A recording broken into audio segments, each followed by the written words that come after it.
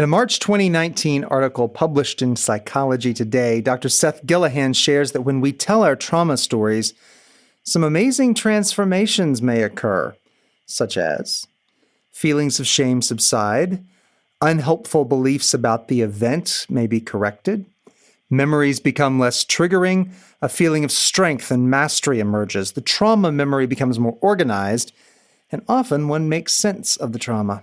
Human beings have an innate desire for situations and circumstances to make sense.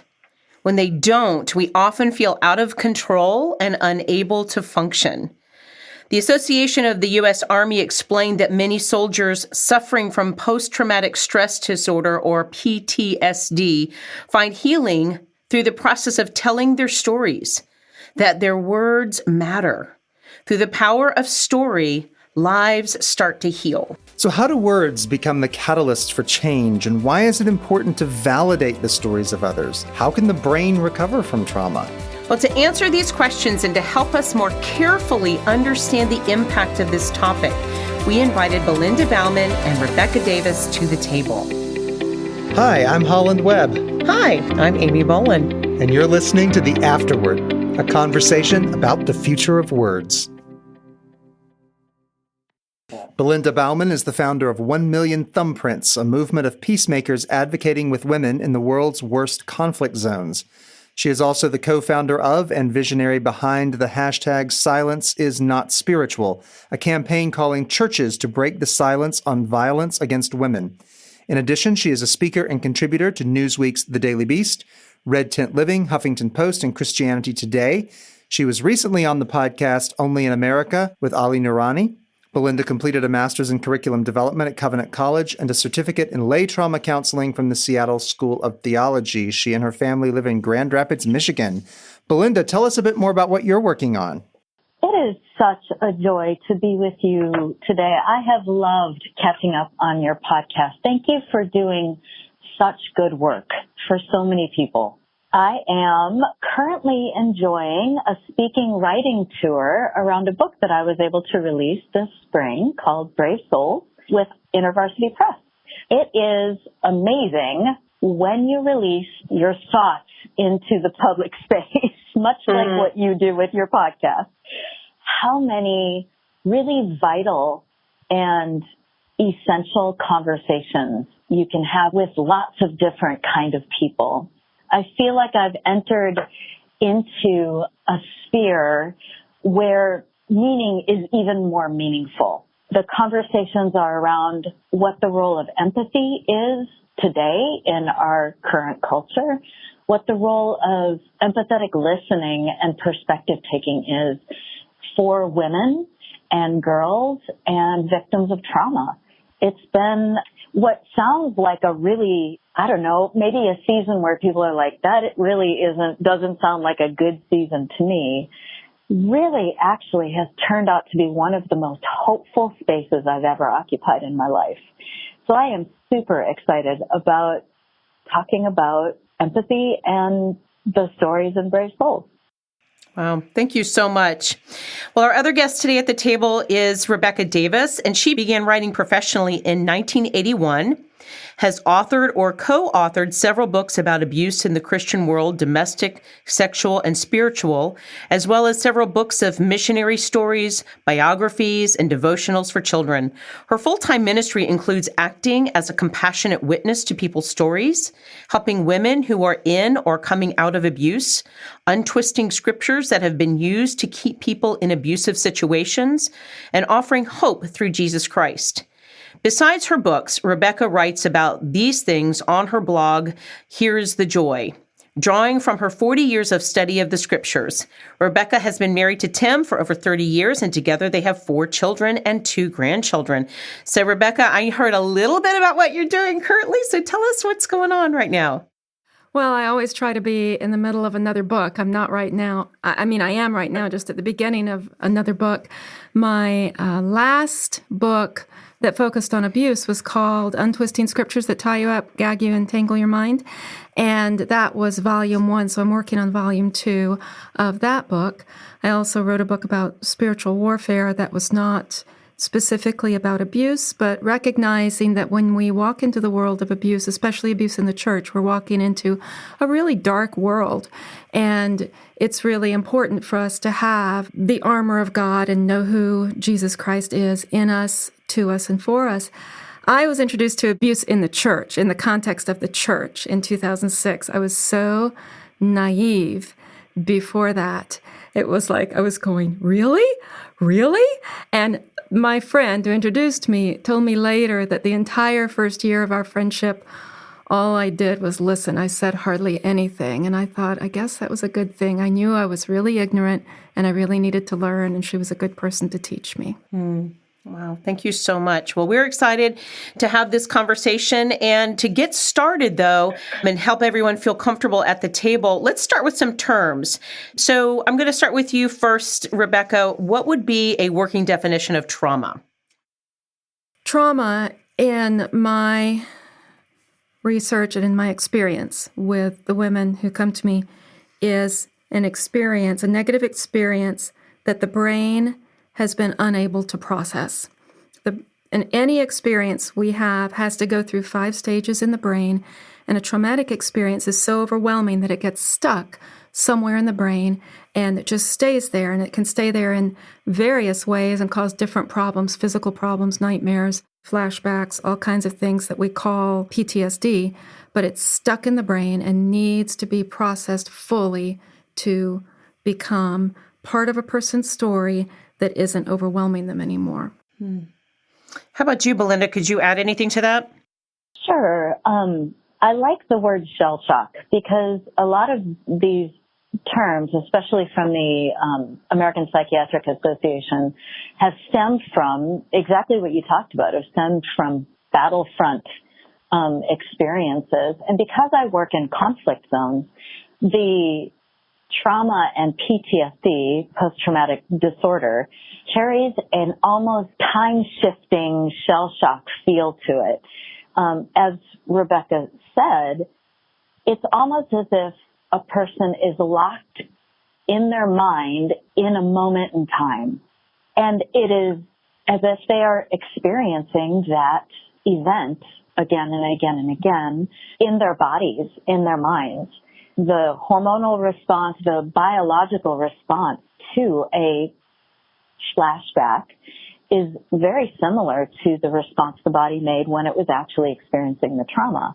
That being locked perpetually in a moment in time where your worst thing happened to you just carries the weight of a horror story, of a nightmare, perpetually for women, especially that have experienced sexual violence, as well as domestic violence and the other kind of violences that folk experience.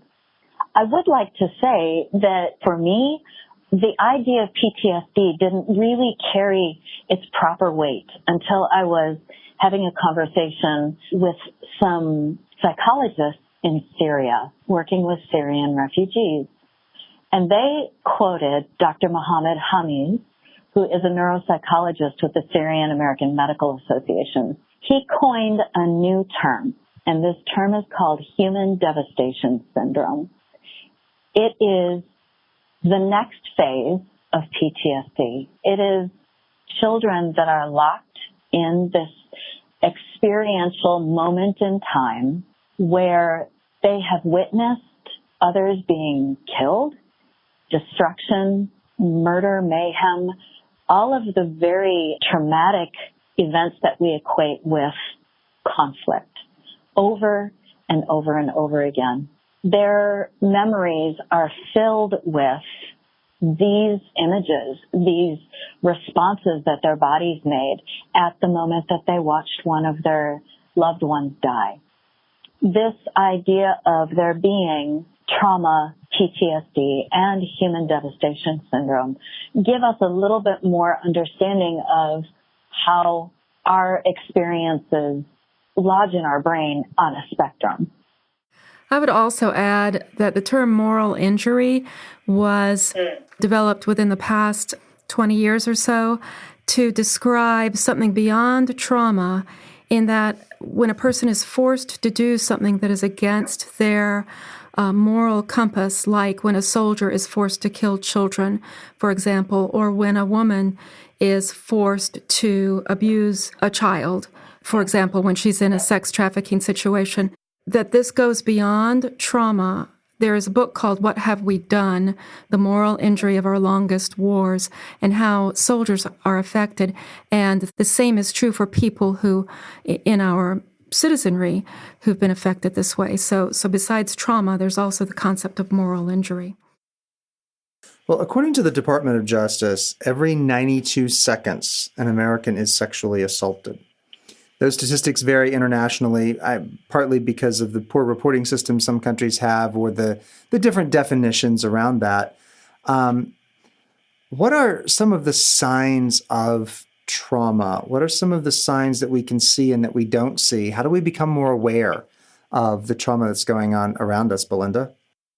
I was thinking about this today as I was preparing to talk with you guys. Because I deal with women who experience gender-based violence trauma, which is mainly sexual in nature, the place trauma affects us in our body is in our mind and our brain. It can be in other places in our body, but it affects our mind most, which is evidence of our conversation before. When I'm talking to a woman, much like Rebecca, when we bear witness to their stories, we tend to want to ask two questions, right? The first question would be, what happened? And the second question is, well, what do you want to do about it? When I think about signs of trauma, what we can see and what we can't see, those two questions are probably the single most ineffective questions we can ask a survivor. I'm with Rebecca. Listening is our number one tool when talking to people who have experienced things that are traumatic but also replaying in their head. When we ask a woman or a child what happened in the framework of trauma, that answer is lodged in their ability to communicate, to talk, right? So when I talk with a woman in the Democratic Republic of the Congo, and she has been told by the UN or by her local Red Cross that she should report her rape, she immediately will push back on that because one of the areas most affected in her brain is her ability to communicate. So her ability to actually articulate what actually happened is at an all-time low. And when we think about it, the question that follows after that, what do you want to do about it, is the same region of the brain, the amygdala, the place where she communicates from, and the place where she makes her decisions from. So when we're talking to somebody who's traumatized, when we're hearing their story, asking them what happened and what they want to do about it are two of the most difficult things that they can do. They're not at their best at that moment, and they're certainly not as articulate as we would like them to be. I say this in that I think sometimes when we say we're limited by legal ramifications, I hear people say, well, why didn't she report her abuse? Why didn't they tell the story before this?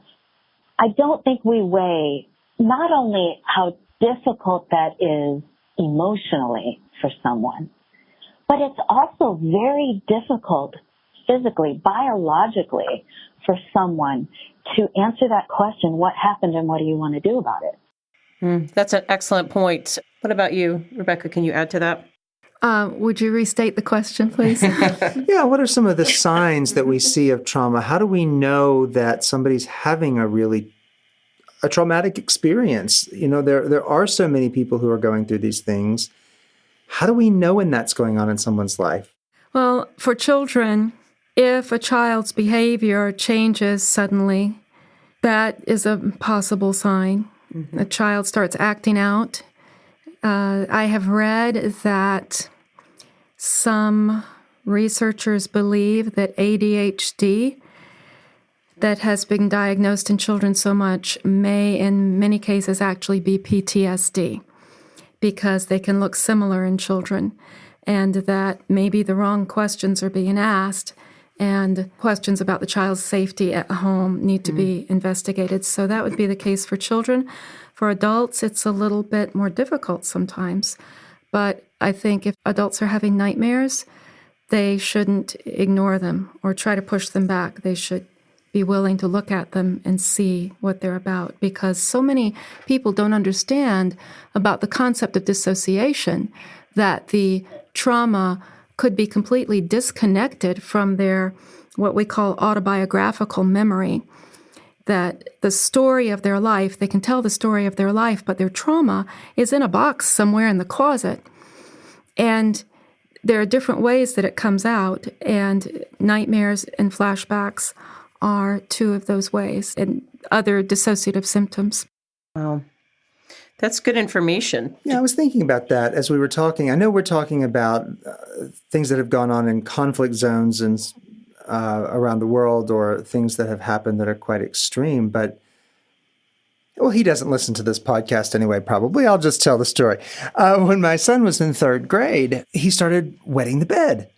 And he started doing all these things, getting into trouble at church. And he put his brother's butt through a $600 window at home. And I was like, I don't really care about your brother, but this window is expensive.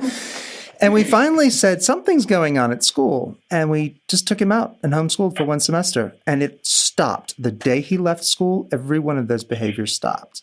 I just thought, what's wrong with him not realizing there was something wrong with his situation? Yes, the environment. And once we changed that situation, and the next year he went to a different school and no problems. But it was just, those behaviors were a sign that at first I didn't realize was a sign about anything at all. And it wasn't the kind of trauma that we're talking about, I don't think. But it was enough that it was affecting him like that. Absolutely. Yes. Well, and I think one of the things that I'm hearing both you, Belinda, and Rebecca talk about is this idea of listening. And while I would love to believe that everyone has that ability to listen well, I do think that that is something that might require some tips. And I say that word very carefully. I'm not looking for how-tos. But Belinda, you share a little bit about empathetic listening and how we respond well. What would be some of those responses when you are listening in to that story rather than asking the question of what happened or what do you want to do? What would be some better ways to respond? That is a fantastic question. And I think in full disclosure, one of the reasons why one of the chapters in Brave Souls is called Empathetic Listening is because I am such a terrible listener. If there are 5 words to be said, I can easily find 15,000 to make my point. So it has been, this has been a spiritual journey for me. Again, in full disclosure, the place that I learned empathetic listening was not from my own talents. It was from the example of women in Congo and women in Syria and women in South Sudan who are using their own empathy, their own skills in empathy to listen to each other so that healing could come to them. Where there were no psychologists, where there were no social scientists, where there were very little resources for them to heal with. Yeah. So with them as my teachers, I spent 3 years listening and watching, very much like Rebecca, just trying to learn what is this magic that I see happening in front of me. I believe that if you can employ 3 things, you'll be well on your way to a loving listening for anybody, even if the trauma is a small child who is averbal, or a person who is actually undergoing a flood or a traumatic moment where they're experiencing it at the moment. I would say the first step you can engage in is pre-listening. And for this, my teacher was Dietrich Bonhoeffer, the German theologian. He said, half-eared listening despises the brother and is only waiting for a chance to speak, and thus rid yourself of the other person. Yeah, it is that moment of, ooh, I can't wait for them to stop speaking. Pre-listening is actually paying attention to where you are hearing a person physically. Can you hear them?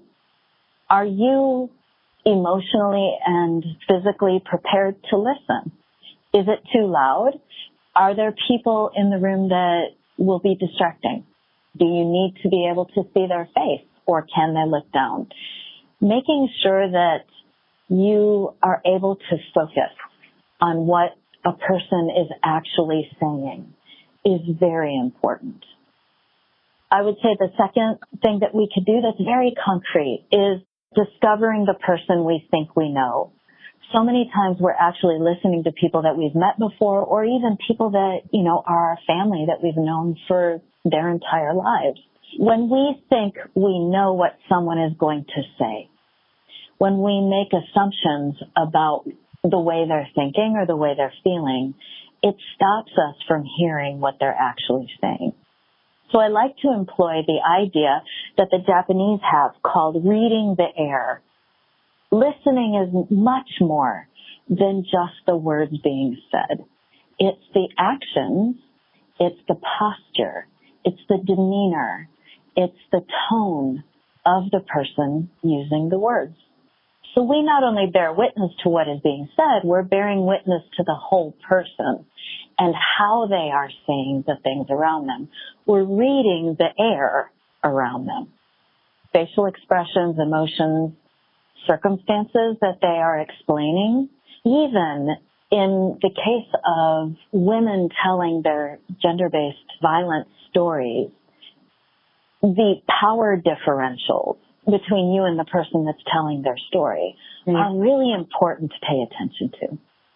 And then finally, I know it may sound simplistic, but allowing ourselves to become vulnerable to the actual pain and the actual joy that is being communicated. If we think that we can go into bearing witness to someone's trauma or listening to someone's story without letting it affect our own lives, I think we do a disservice to the person that is actually speaking. The vulnerability that we bring to the conversation allows both us to hear better and the person speaking to speak better, to present their story better. So simply, pre-listening, discovering the person that we think we know, actually reading the air around them, and making ourselves vulnerable to both joy and sorrow as we listen to this story are three really concrete ways that we can hold space with the individuals in front of us. That is beautiful. I'm taking notes. Let's hear from you, Rebecca. Well, I think in order to become better listeners, it's important to think about what makes a person not be a good listener in the context of hearing hard stories. And one of the things is first of all, there's a capacity issue. Some of us have a very small capacity to take hard things because our world wasn't hard. I wasn't an abuse victim, so it was hard. It was very hard. And it felt like there was runoff of stories for a long time. I just plain out forgot people's stories because they were so hard until 2006 when things changed. Another thing is that people have a certain paradigm of the world. The world is basically good. There isn't really evil in the world except maybe far away and long ago, but not here and not now. And to understand that there is evil, there is wickedness, and it is here and it is now, that can break up a person's paradigm, and that is extremely difficult. And unless they're willing for that to be broken, they cannot be a good listener. And the third thing, and this is especially spoken to Christians want to have the answers. We want to be able to say to someone, yes, but, yes, but, yes, but, and deliver truth to them. And it can be very hard to sit in grief with someone and just grieve with them over what has happened to them.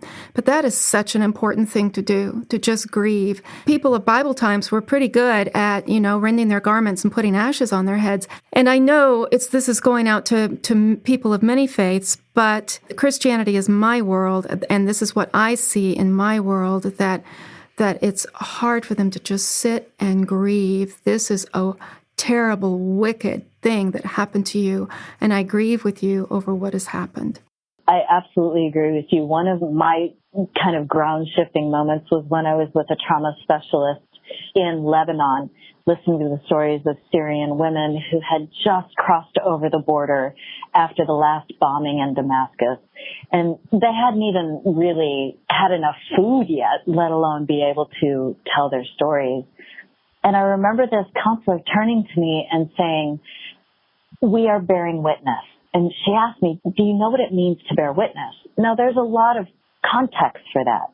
Mm-hmm. She said, but in this context, it means something like the willingness to be shocked for someone else. It's that moment where, as Rebecca said, disassociation had rooted so deeply in the journey from Damascus to Lebanon, and they no longer recognized what they had just experienced. And it was our job to reflect to them, you have been through a hard thing. Mm-hmm. You have been through and so we had to let ourselves feel it. We had to reflect it in some way in our body because we were working through translators. And it was a powerful moment to recognize that bearing witness was a willingness to be shocked. And it didn't require me to have had that experience that they just had. I could just simply be keenly aware that what they had just experienced was not only unjust, but required them to be exceptionally brave.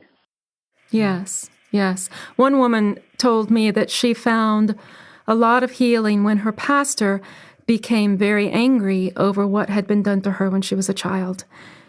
Seeing that anger in him, no one had ever acted like they actually thought it was a terrible thing, all the people in her life. And this pastor was angry about it. And for her, that was like healing washing over her.